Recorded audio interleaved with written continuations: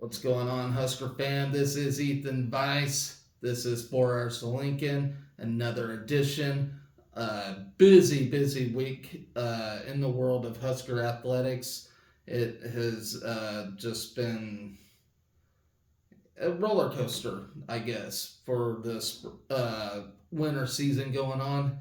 Men's basketball loses to Northwestern 80-68. I will get to that in a minute. We got a softball game tonight, and we got a huge busy weekend for us. And I will go over tomorrow's events for Friday, and we'll go on from there. So, do me a favor, hit that subscribe button. I try to make this show as short as possible, but a lot of times when I'm talking everything Husker athletics, I'm even talking about tennis, people.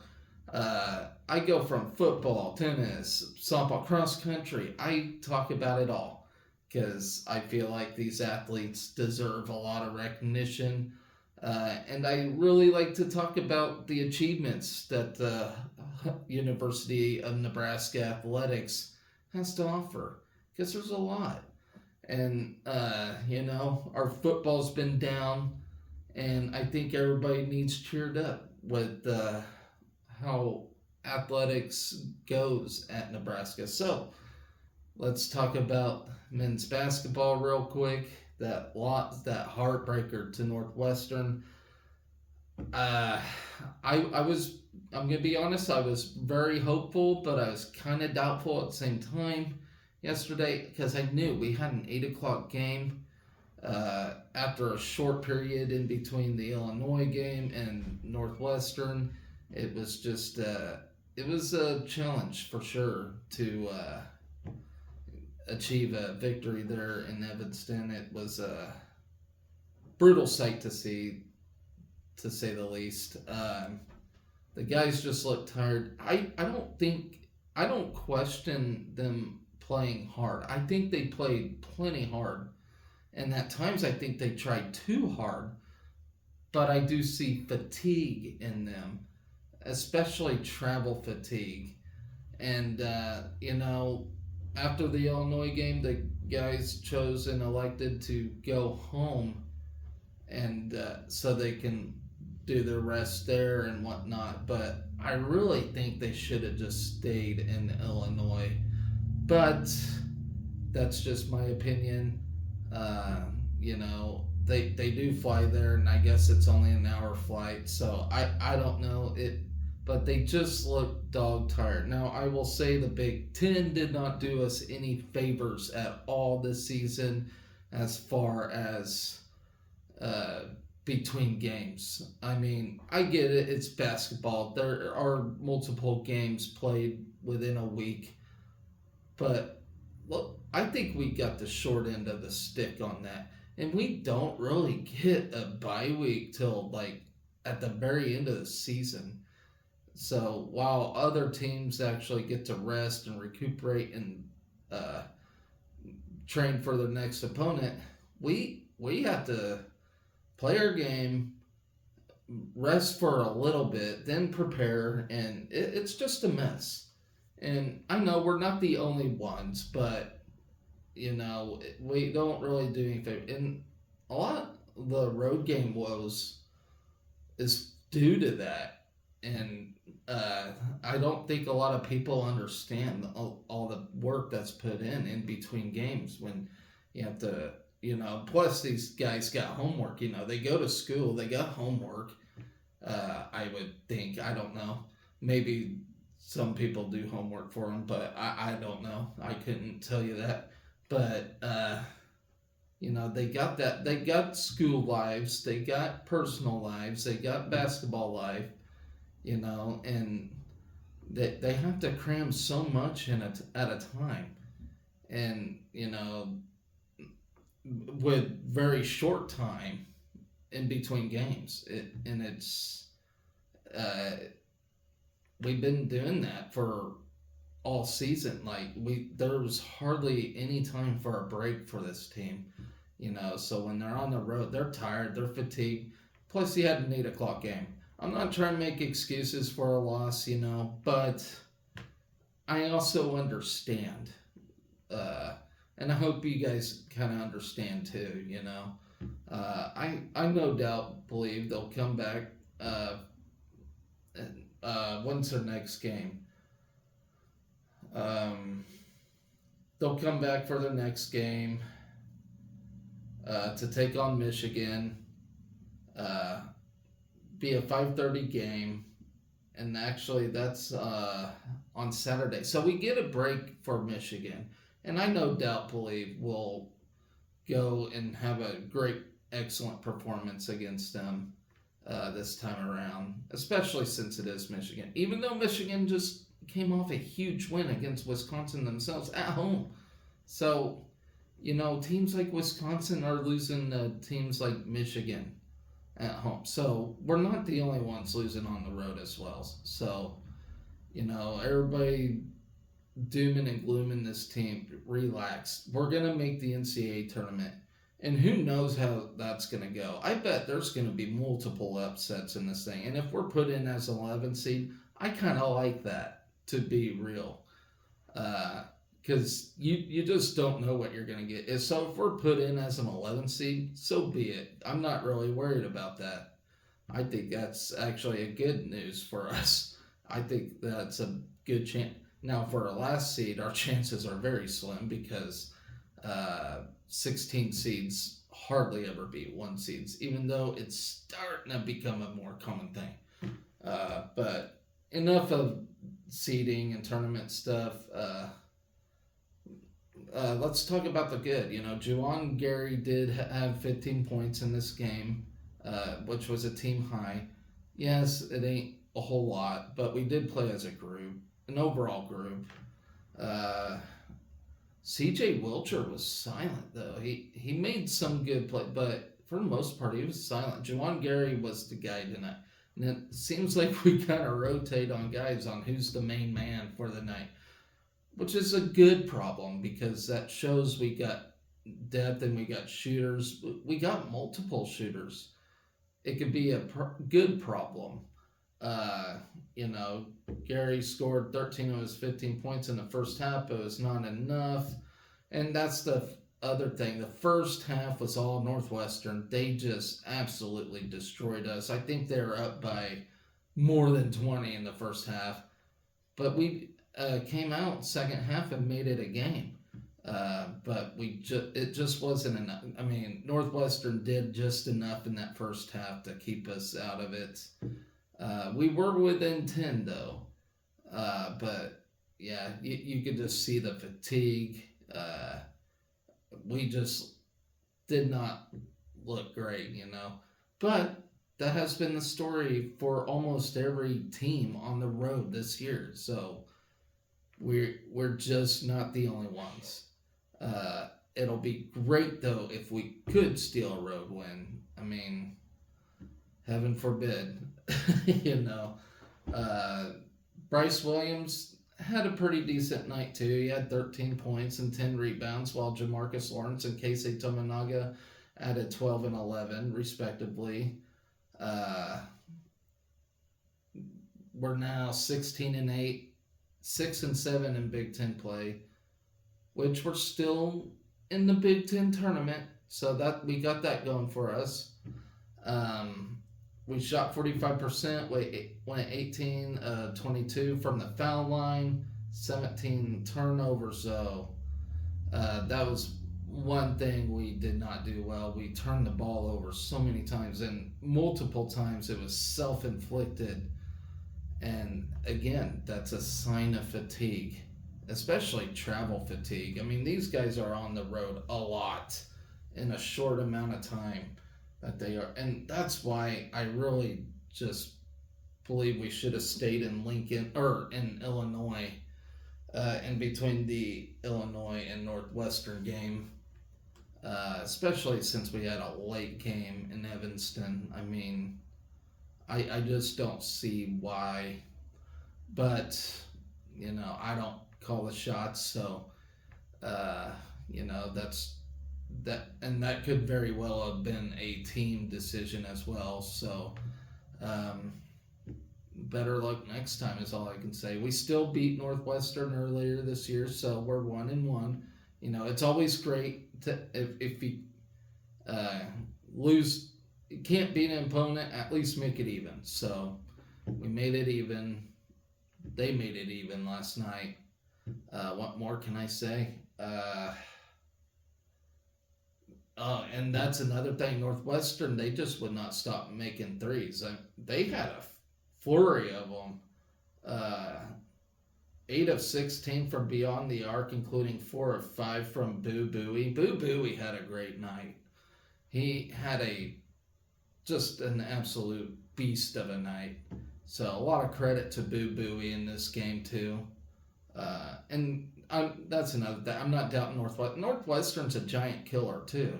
They beat Purdue earlier this year as well. So they're just as capable of playing with anyone as we are. And for the fact that we actually climbed back up and made it close, we're a good basketball team. Big Ten is a very competitive league, and Purdue may very well win the regular season title, but I think we're going to have an exciting tournament, especially since almost everyone's on the road, minus Indiana and Purdue, unfortunately, because it's in Indianapolis every year. But other than that, it's going to be an exciting Big Ten tournament, because neutral court, besides Purdue and Indiana. What more can I say? As long as we're not the 8th seed and having to play Purdue right out of the gates, or Indiana, because I feel like if we play anybody besides them two in the Big Ten tournament, I think we'll get a win in that and continue to build our resume. But yeah, I see a lot of people on social media, saying we're out of it, we're out of tournament, if we can't ever get. That's not necessarily true. I still think if we go the rest of the season only winning home games and lose away games, I still believe we're in the tournament. And I still think we're in that 10-11 slot, depending on how we do in the Big Ten tournament. So, don't count us out of it. I think we're clearly in. That's just my opinion. I really do, though. You can't beat Purdue and Wisconsin or K-State on the road and not get in a tournament. I would riot if that was the case. And what's his face on Big Ten Network made an excellent point the other night. He said, how can anybody think 32 other teams are better than Nebraska right now? And that's a great point, So don't doom and gloom it. It is basketball. And look at KU, one of the most storied basketball programs in the history of the NCAA, and they got like the same record as we do right now, but it's still KU, and I think they can still make a good run in the tournament. There's a lot of, some teams just turn it on in the tournament. I know we're 0-7, but who says we can't be that team, So just don't count us out. What matters is what happens in the postseason, We set ourselves up for the postseason, and then we turn it on. And that's all there is to it. So, you know what? If it takes just winning at home and losing the road games, so be it. As long as we get in, then it's neutral court from there on out. So, we'll see, guys. Don't count us out just yet. This is still a good basketball team. I know it really sucks to not win a away game. I get it. But at this point, it's really hard to count us in on an away game. And realistically, we probably won't win a road game. And a Big Ten road game, that is. But, take care of home court. And I think we're in, And a lot of teams and a lot of other conferences are in the same boat. So just chill out, enjoy the process. If we get that first tournament victory, I think Fred Hoiberg will get a 20-year contract extension and everybody's going to be happy. So let's relax a little and just enjoy the moment. So, moving on from that, we do got a softball game tonight. I previewed that yesterday. If you're all watching, good luck to the ladies in that. I'm very excited for that. Let's talk about Friday. Like I said, we got a busy weekend, and let me list off what's in the happenings for the weekend. So, bowling has the Flyer Classic. That'll be in Lockport, Illinois. Continuing on Friday. Friday plays their second game in the Puerto Vallarta Challenge against Duke, who's ranked number 11 at the moment. Track and field will be at the Tyson Invitational in Fayetteville, Arkansas. Always a big track meet over there. Women's tennis, and actually this will be a huge test for the track and field team too. So very exciting track and field event there. Women's tennis will take on, they'll be up against North Dakota and Montana during the weekend, but North Dakota and Montana are playing each other tomorrow. Softball then plays Long Beach State, so they have a doubleheader on Friday. Wrestling takes on Michigan. That'll be a heck of a duel, and that'll really show where we're at. We're number 5 in the country right now, and like I said, we have a solid chance to take home a team trophy this year. Team trophy is for the first, second, and third place team finishes, so I think we have a good shot of that. Michigan will, if we get a win against Michigan, we'll be seeded. We'll be ranked probably in the top 3. That would be my guess. Women's tennis on Saturday. So we're on Saturday now. They'll take on North Dakota. Softball on Saturday will take on Utah Valley. Then men's gymnastics at Michigan, number 3 versus number 2. Men's tennis versus Arkansas. Women's tennis versus Montana, so they have a doubleheader for women's tennis. Women's gymnastics at Maryland. Then men's basketball will play Michigan at home. Finally, a home game. It seemed like an eternity since we had a home game. Then on Sunday, men's tennis will take on Gonzaga. Women's basketball will take on Iowa at PBA. Let's make Caitlin Clark cry. And that'll wrap up the weekend. So a huge, busy weekend for us all together. So let's talk about the Flyer Classic real quick for bowling. I'm only going to go through Friday today. I'll go through Saturday tomorrow, Sunday on Saturday, and you get the picture. So, starting with the Flyer Classic, after a week off hiatus following a 4th place finish in Texas, we're fired up for the last half of spring season as the team heads to Lockport, Illinois for the first annual Flyer Classic hosted by Lewis University.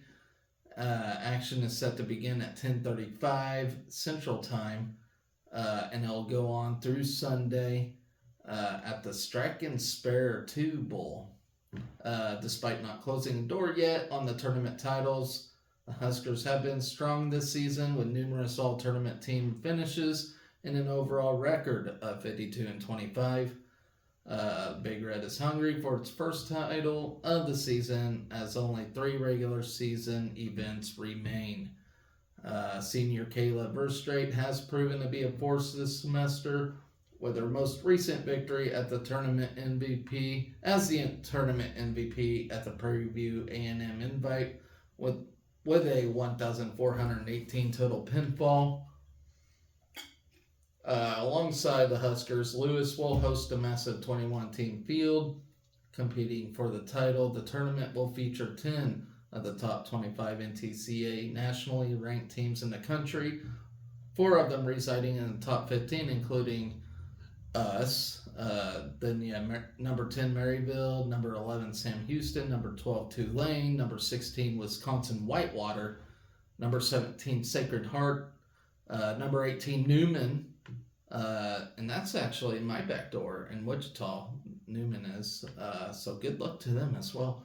Number 19 Valparaiso, number 21 McKendree, Augustana, Aurora, University of Alabama Birmingham, Alabama A&M, Carroll, Carthage, Dominican, Elmhurst, Lewis, Marion, Quincy State, Quincy, St. Anselm, and Wright State.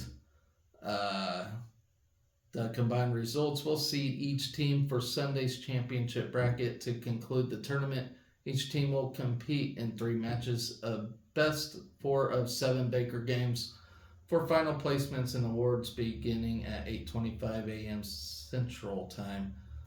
So you can follow the team on Facebook. They always post live action, even though it's hard to see the score. At least they show the action. So good luck to the ladies in that. So next up for Friday, we have softball against Duke. I kind of previewed the action already for the Vallarta Challenge, so I won't get much into that.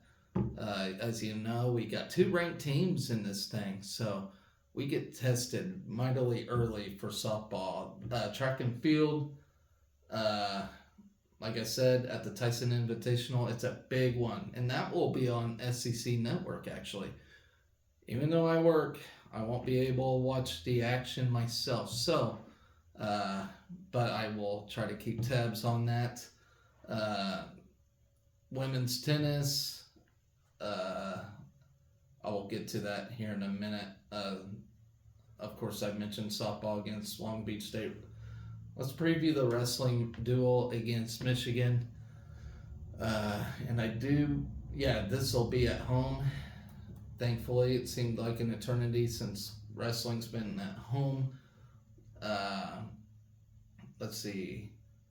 So a celebration honoring the Huskers 3 seniors. So it's senior night. You got Nash Hutmacher, Peyton Robb, and Brandon Van Tassel. It'll take place at the conclusion of the competition. Then you have number 9 Michigan. They enter Friday's duel. Michigan's 6-3, 4-2 in the Big Ten. They enter Friday's duel with a recent 24-11 upset over Iowa last weekend. So I don't know if any of you saw that duel, but that was a huge upset. And probably the biggest in recent memory. I mean, usually, teams like Iowa or Penn State don't get upset, especially wrestling. Wrestling's not a major sport where you see upsets all the time and dual action in any way, but that was a definite upset. So that was huge. Michigan's got a fine wrestling team, I will say that, and they're out for blood right now. So their projected lineup features 8 wrestlers ranked inside the top 10 of their weight class.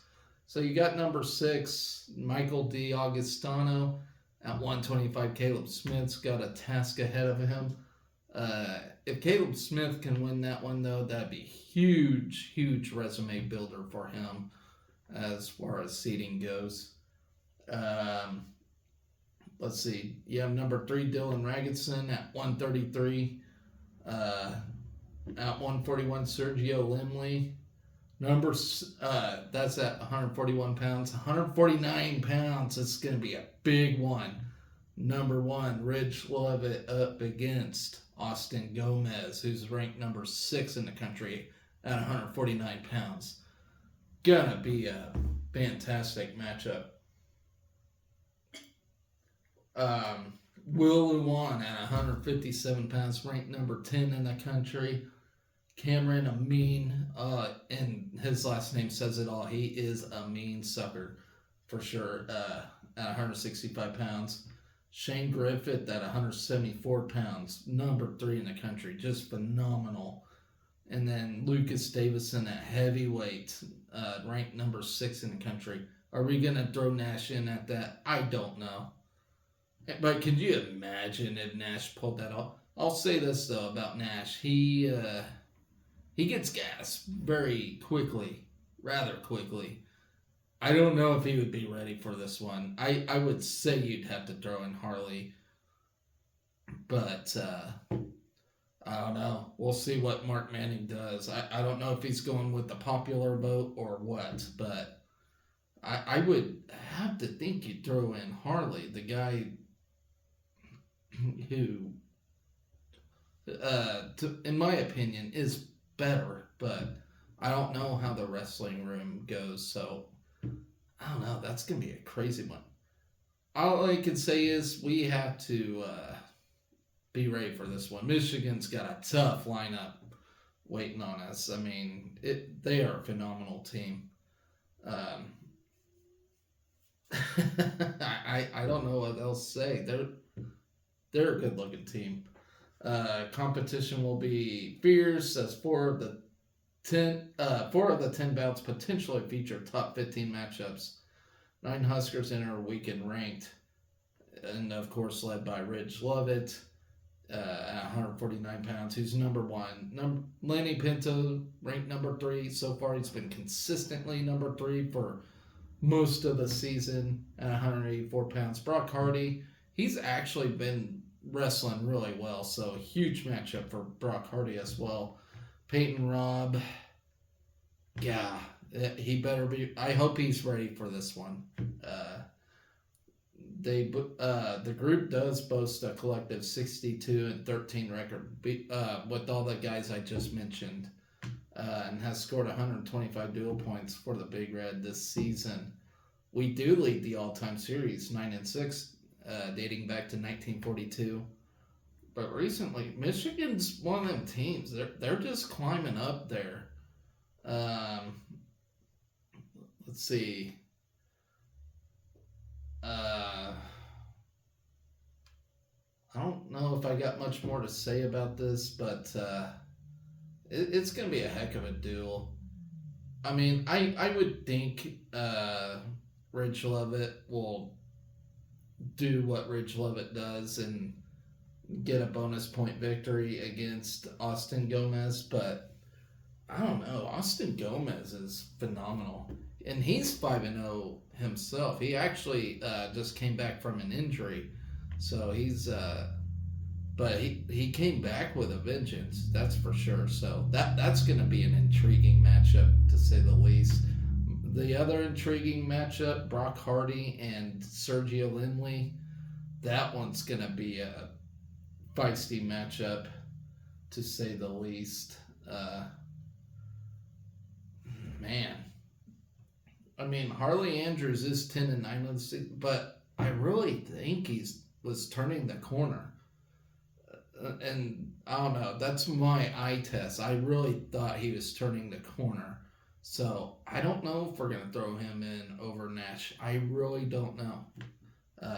That's been a question for the second half of the year, it seems like. My gosh. If Peyton Robb ain't good to go, do we put in Ethan Style? I don't know. I'm clueless. I am really clueless. But yeah, this is gonna be a intriguing duel, to say the least, and hopefully we win in the big moment. That's all I can say. That huge test for us, and I really cannot believe Michigan beat Iowa in dominant fashion too. That was just unreal to see. But moving on from that, guys, big day tomorrow for sure. That actually wraps up tomorrow, the wrestling duel. So with that, guys, I'm gonna get off of here. Hope you all have been enjoying your week so far. It's been a busy week for Husker Athletics. Don't forget to subscribe to my show uh, so you can know when I pop up. Uh, but, anyways, guys, that's going to take care of everything. I hope you all do have a great weekend that's coming up. Pretty nice weather where I'm at. It is supposed to get crappy again. You got the Super Bowl on Sunday. And actually, do we have anything scheduled during the Super Bowl? No, we don't. Ladies basketball is the last thing on Sunday. That's at noon. So I wouldn't think we'd schedule anything during the Super Bowl. But what are you guys cooking? Let me know in the comments. What are you cooking for the Super Bowl? Maybe that'll help give me ideas. But anyways, guys, take care. Always remember to be excellent to each other. Go Big Red.